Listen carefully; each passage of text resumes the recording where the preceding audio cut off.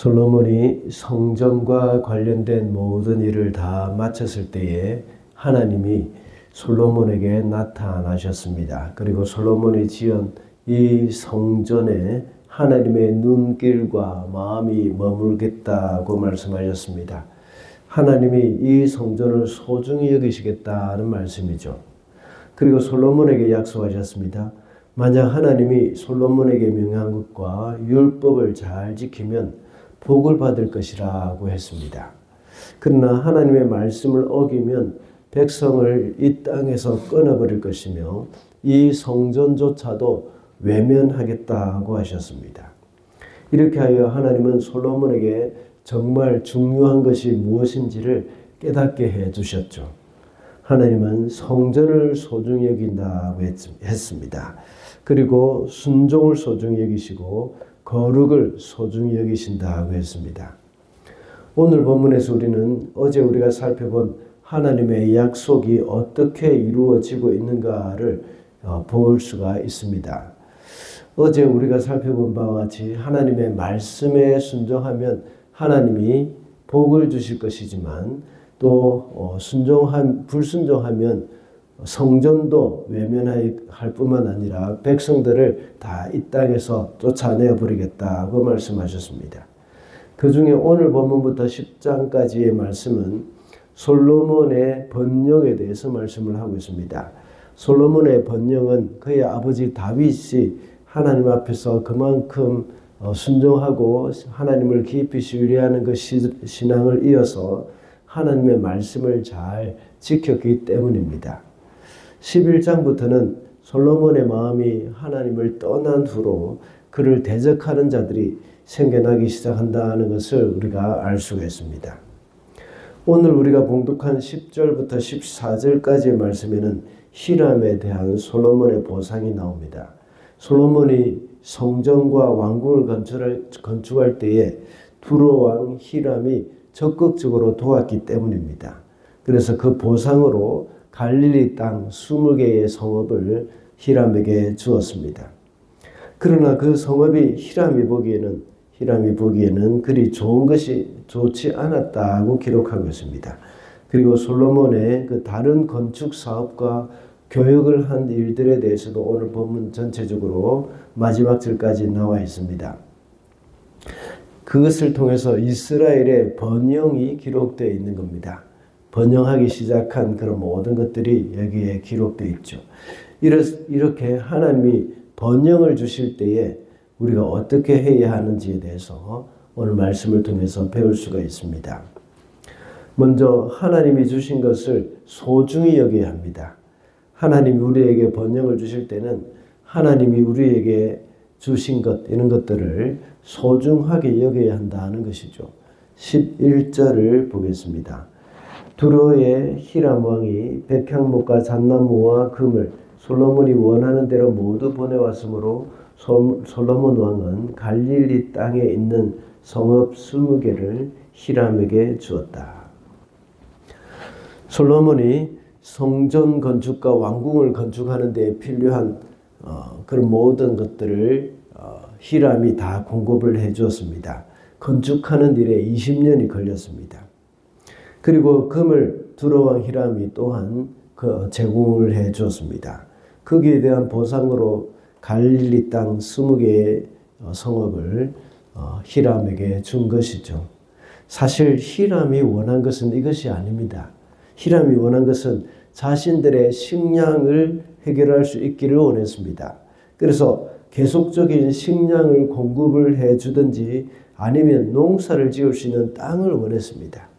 그런데 갈릴리 땅은 주로 산간 지역이 있기 때문에 히람은 그 땅이 썩 마음에 들지 않았습니다. 그래서 히람은 그 땅에 대한 불만을 표시하였고 그 땅 이름도 역시 쓸모없는 땅 또는 무가치한 땅이라는 뜻을 가진 가불의 땅이라고 불렀습니다.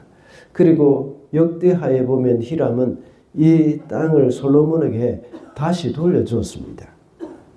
이 땅을 히람에게 준 솔로몬도 역시 잘한 것은 아닙니다. 그를 진심으로 도와준 히람에게 이렇게 쓸모없는 땅을 준 것도 역시 잘못된 것입니다.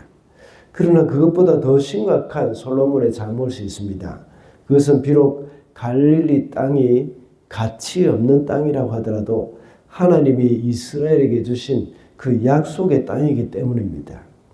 하나님이 주신 땅을 임의로 다른 이방인에게 넘긴다는 것은 아주 잘못된 일입니다.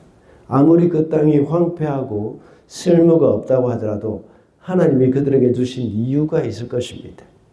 당장은 그 땅을 주신 이유를 알지 못하더라도 그것을 소중히 여기는 마음이 있어야 합니다. 솔로몬은 번영했습니다. 가진 것이 많고 풍부하면 다른 것에 비해서 열악하거나 낙후된 것을 쉽게 버리는 것도 역시 사람의 마음이기도 합니다. 하나님이 주신 것을 다른 사람과 나누어야 할 것이 있고 나누지 말아야 할 것이 있죠. 특별히 땅과 관련된 부분에 대해서는 하나님께서 분명하게 말씀을 해 주셨습니다. 이것은 하나님이 주신 기업이기 때문에 누구에게도 팔거나 양도해서는 안 된다고 했습니다. 같은 동족이라고 하더라도 다른 지파에게도 넘어가지 않도록 하나님께서 다 이미 조치를 해 놓으셨습니다. 그런데 솔로몬은 갈릴리의 20개의 성읍을 이방인인 히람에게 넘겨주고 말았습니다. 우리 각 사람마다 하나님이 주신 것이 있습니다. 땅뿐만 아니라 우리에게 주신 여러 가지 재능도 물질도 있습니다. 물론 이런 것으로 남을 돕거나 다른 사람을 유익하게 하는 일에 사용을 해야 합니다. 그러나 이런 것을 소중히 여기지 않고 허투루 쓰지 않도록 우리는 해야 합니다. 또한 이것을 하찮게 여겨서도 안 됩니다. 하나님이 언젠가는 귀하게 쓰실 것이기 때문입니다. 갈릴리 땅은 나중에 예수님의 주 활동 무대가 되었습니다. 비록 변방에 있고 낙후되고 경제적으로 크게 가치가 없는 땅이긴 했지만 하나님이신 메시아가 오셔서 거기서 자라고 또 생활하시며 복음을 전하시고 제자들을 훈련시키신 곳입니다. 하나님이 우리에게 주신 것은 그 무엇도 버릴 것이 없습니다. 그것을 소중히 여길 때에 하나님의 때에 그것을 귀히 사용할 수가 있을 것입니다. 다음으로 하나님이 번영을 주실 때에 말씀을 기억해야 합니다. 하나님이 번영을 주실 때는 하나님의 말씀을 잊어버리기가 쉽습니다. 그러므로 더욱 하나님의 말씀을 기억하는 일에 주의를 기울여야 합니다. 19절을 보겠습니다. 그리고 솔로몬은 자기에게 속한 모든 양곡 저장 성읍들과 병거 주둔 성읍들과 기병 주둔 성읍들을 세웠다.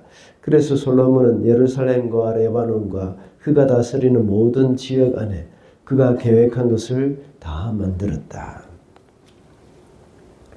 번영한 솔로몬은 많은 건축 사업을 진행했습니다. 많은 성읍을 건축했고 또 그 중에 양곡 저장하기 위한 성읍과 병거와 기병들을 주둔할 수 있는 성읍까지 세웠습니다. 그리고 그는 에시온 개베를 건축하여서 해상 무역을 하였고 그것을 통하여서 또 많은 금을 모으기도 했습니다.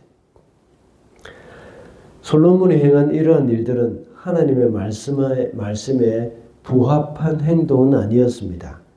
하나님은 신명기 17장에서 왕이 지켜야 할 일들에 대해서 여러 가지로 기록을 해놓고 정리를 해놓았습니다.